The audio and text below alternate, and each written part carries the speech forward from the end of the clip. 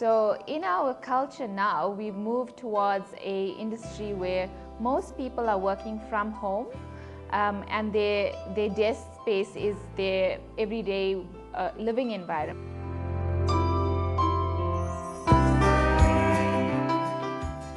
My name is Sureshni Gavinda. I'm a physiotherapist with a special interest in rehabilitation.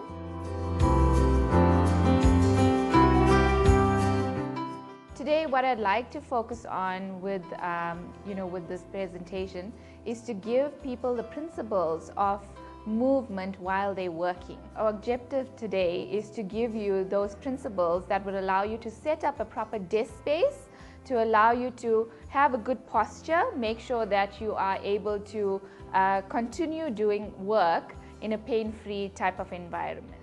With the new COVID pandemic, it's given us an opportunity to be flexible in terms of our work environment, but it's also limited us in the sense that you're not traveling to work, you're not mobilizing out of your home space as much as you would previously.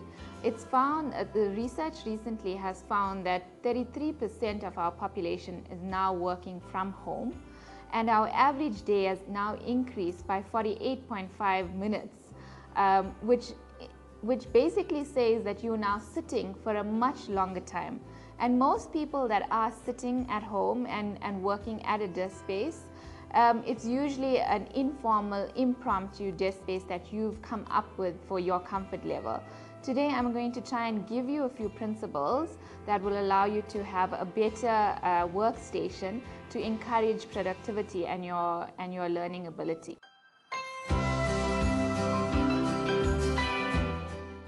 Ergonomics is the science that basically deals with the physiological and the psychological factors of your environment. We look at, in terms of your posture, how are you sitting, how is your position of your neck, your upper thoracic area and your spine. We look at the position of your feet, and the most important aspect right now is your variation of movement. Are you sitting for too long a period? Are you taking regular rest breaks? Are you walking around?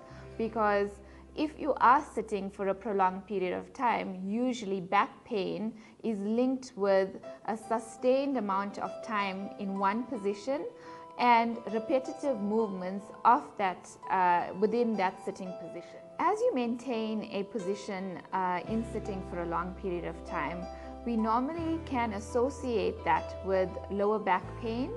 And as your pain develops, it has been linked with low mood and depression. So our psychological factors come into play.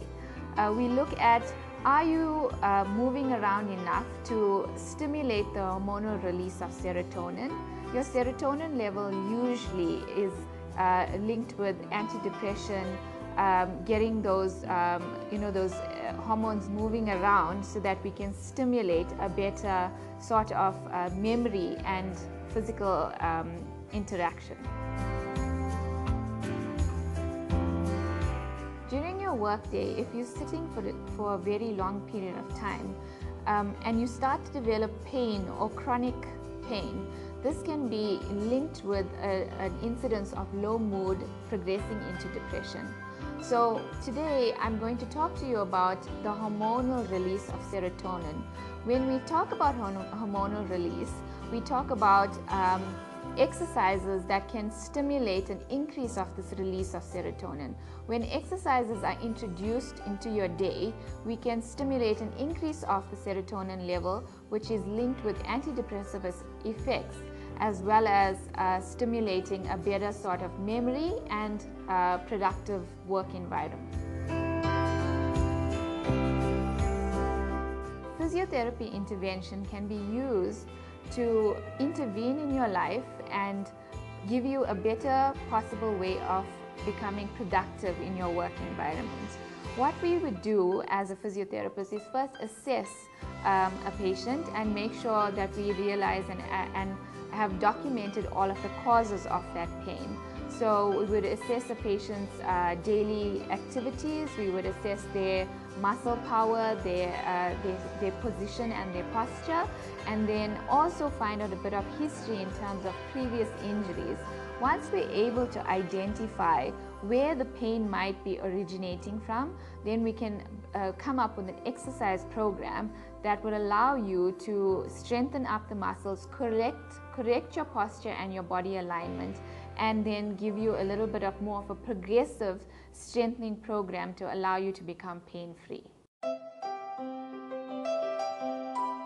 Okay, I'm going to leave you today with a few exercises that will help you bring a bit of balance to your posture. So the first exercise I'm going to talk about is your thoracic expansion. So while you're sitting, even if it is in between your meetings, you're going to try and sit up, you're going to cross your arms, you're going to try and lift your head up so that you can get a good extension of your thoracic spine. So I'm going to try and do it from a side view as well so you can see exactly what happens. I'm going to put both my hands on my shoulders, look forward, always eye level, and then you're going to extend your arms, lift up, and you get a good thoracic expansion of that area, your mid-back. Okay? The other exercise that I want to do is something that brings a lot of alignment and a correction of your upper cervical area, your neck. So what you're going to do is you're going to curl your fingers so that the tips of your fingers curl, your thumbs point down. You're going to first make sure that your feet are firmly on the floor, and then you're going to place your the curled fingertips against your head and pull the elbows together. As you do that, you'll feel your entire upper cervical area moving back. And that's what we want to do, because in most scenarios, when you're sitting in front of a laptop or in front of a computer, your posture goes into a forward inclined posture. So you're dipping a lot of time, your neck, your chin and your neck is dipping forward to try and get a closer look at your laptop. So when we do this exercise, we're trying to get your head over your neck and over your shoulders so you get a better alignment of that neck position. When strengthening your deep cervical muscles, these exercises can be done in both sitting and in standing. When you're standing, make sure you always start with a good base of support. So feet about shoulder width apart. You get rocked forward and back over your toes so that you get a firm footing and you make sure that the joint sensors are activated. You're then going to fold your fingers, curl them in, thumbs pointed down. You're going to put it against your head and then pull both your hands into a forward direction. So you're going to pull forward. As you pull forward, you'll feel that the upper cervical area moves back. You want to activate those muscles as well as activate the muscles in your mid-thoracic area, which pull and contract and pull you back. The next exercise is going to focus on your pelvic mobility. So when you're sitting, usually we slump back into our chairs. Our toes are either dangling or cross-legged. What I'm going to try and focus on is to teach you how to get a proper base of support, feet firmly on the floor. You're going to try and activate your lower abdomen and you pull your pelvis forward and up, and then you can rock it back again. As you do this exercise, you are slowly mobilizing the lower spine into a more neutral position. So you always want to get feet forward, feet flat. Get your pelvis forward and lifting up in a rotated position and then rotate it back again. So this is called an anterior and a posterior pelvic tilt.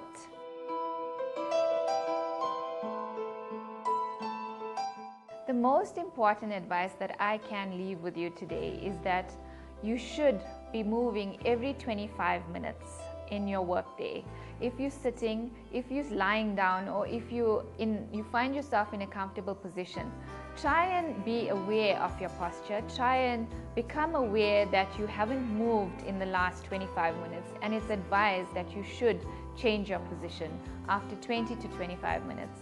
The other important piece of advice is you should be involved in a vigorous exercise for at least 25 minutes to 35 minutes within your day. So be it a run, a walk, getting outside to get a bit of sunlight and realign your visual perception, these factors will improve your memory and improve your productivity. This video is a general representation of the principles that we need to focus on in order to have a pain-free lifestyle. There's many other factors that may be involved, like if a person is on site and mobilizing around on different terrains and you have previous pain, it's advisable for you to see a physiotherapist, see your physiotherapist, or get in touch with me if you wish. My details are at the end of this presentation. It's the best thing to try and identify where your pain is coming from and then rectify that in order for you to have a better potential in terms of functioning pain-free.